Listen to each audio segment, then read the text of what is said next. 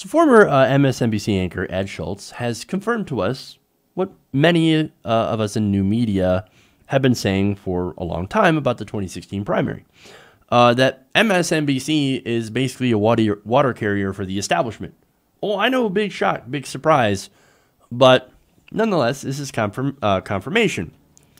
Now, Schultz used to be on MSNBC, had the Ed Show. I had watched the Ed Show. I didn't always agree with him, but the guy was a diehard union supporter. And so generally, yes, I was with him, except for when he did those ridiculously stacked polls. But hey, I've done them too, to be fair. Now, Schultz is no longer on MSNBC. It turns out he lost his spot. So now he's over at RT. And what he's going to do is he's going to talk to National Review's Jamie Weinstein. And what they're going to do is they're going to talk about how MSNBC kind of operates and Ed's experience at MSNBC. Now, first, he's going to talk about the editorial control and the editorial direction of MSNBC. Let's take a look. Well, let me ask you, Ed. But let me go back, if I may, because you said, what are the differences? Yes. And I want to make this very clear, and I hope your audience consumes this.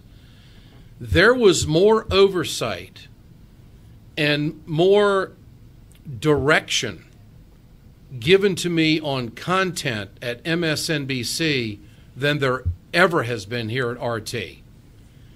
And I think that it's very sad that that story is not getting out. I think it's many times I was told what to lead with on MSNBC. Many times I was told what I was not going to do, and I've got a story that had I not been involved in it, I would have never believed it. And Phil Griffin, who I consider a friend to this day, was a watchdog, far more than anything I am exposed to here at RT America. Did he tell you what to say? Did he tell you an angle to take? Often. Often. Well, that's interesting. So, oh yeah, no, here's what you're going to say. Here's the angle. Here's the direction that I want you to say it. Very interesting. So look, let's compare this to Fox News, right? So look, I talked about Roger Ailes essentially handing down his talking points in the morning to all the different Fox hosts. Here's how you're going to cover this. Here's what you're going to cover. Now, we pretty much have confirmation that MSNBC does the exact same thing. Fascinating. Now, that kind of adds to Cenk Uygur's account. Cenk, of course, used to work for MSNBC. That's how I started watching, that's how I got familiar with Cenk Uygur, and that's how I got familiar with the Young Turks. Is that I saw Cenk on MSNBC. I was like, oh, let me check this guy out. So he was there, and he gave a pretty similar account. He remembered having a talk with Phil Griffin, and he talked about this. And during that conversation, Griffin was like, hey, look, Cenk, you need to change your tone. Your tone is too combative towards people in power, towards the establishment. Remember, we're not outsiders. We're insiders. So soften that tone, all right? Or else we're going to have to remove you. We'll move you to the weekends. But wait, he was in the 6 o'clock spot, which was, he was replaced by Al Sharpton, which was a terrible idea. But he was offered more money to go to the weekends.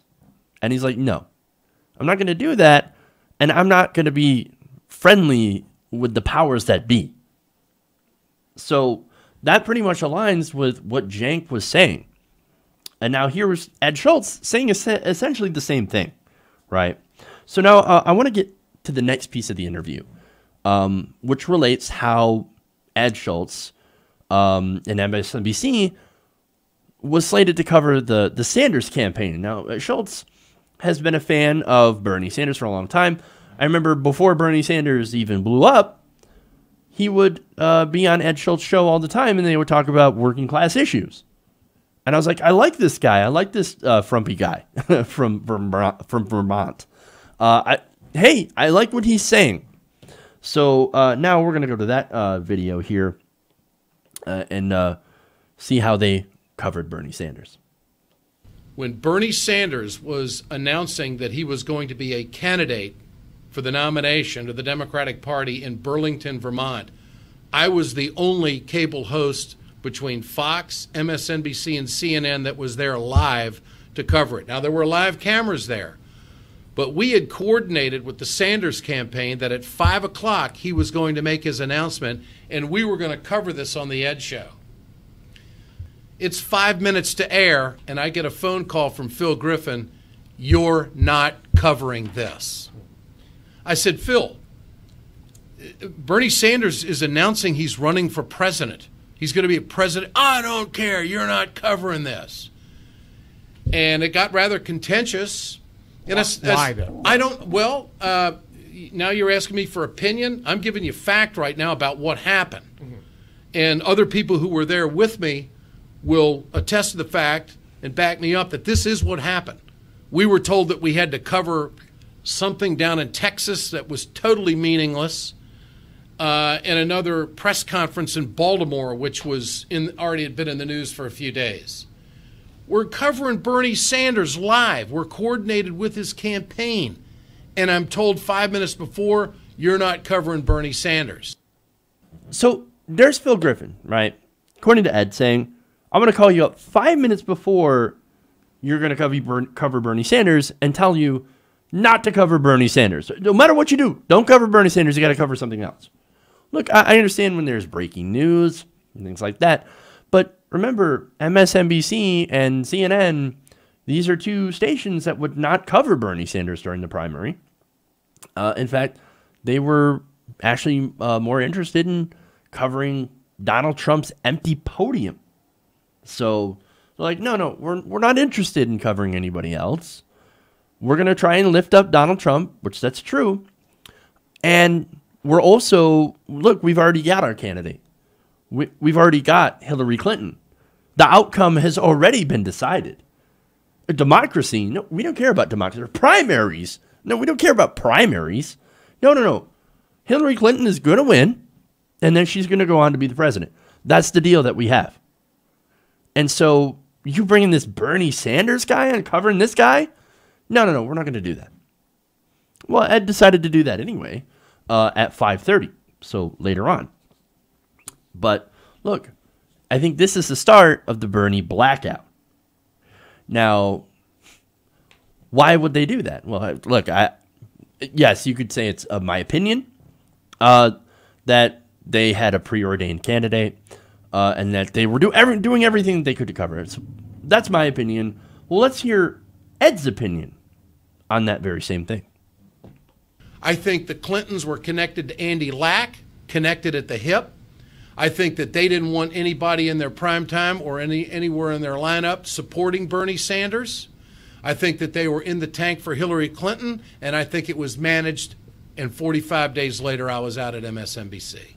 From the start, the Clintons didn't want any competition. They didn't want Bernie Sanders around. They didn't want the Keystone XL pipeline. They didn't want to push her on that issue. They didn't want to push her on free education for all, and they certainly didn't want to push her on the TPP and also universal health care. Those were four main issues that Bernie Sanders, had he not been in the campaign, Hillary Clinton would have never had to address. And so I think the fix was in early on to Deep Six Bernie. To this day, it kind of pisses me off. Pisses us all off, actually. Because, look, he could have actually won had he been the nominee in 2016. Instead, we have Donald Trump.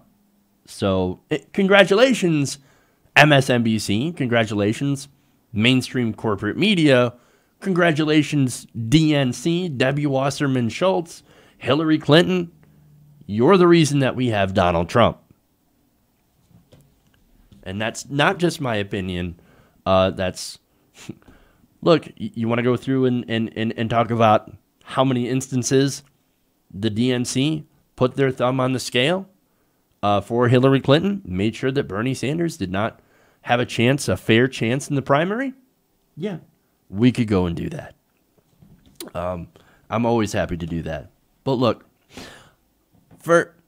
what I'm saying, how much more evidence do you need, right, that the fix was in? We know that Hillary Clinton used her connections to the media to elevate Donald Trump and to help ignore Bernie Sanders. And this is just more confirmation of that. So, look, in case you're one of those people that still believes, for some reason, that MSNBC is somehow liberal or progressive, come on. They're nowhere near it. These giant TV networks, they're all pretty much the same. They're all giant corporations. And so they're giant businesses. And guess what? They work for not only their advertisers, but they also work for their shareholders. That's what you get from mainstream corporate media. And you know what that means? That means they're always going to favor the same status quo that made them rich. Hey everybody, thanks for watching this video. If you want to see more like this, please hit the subscribe button below. And if you want to support truly independent progressive media, please consider becoming a patron at patreon.com/TYTNation.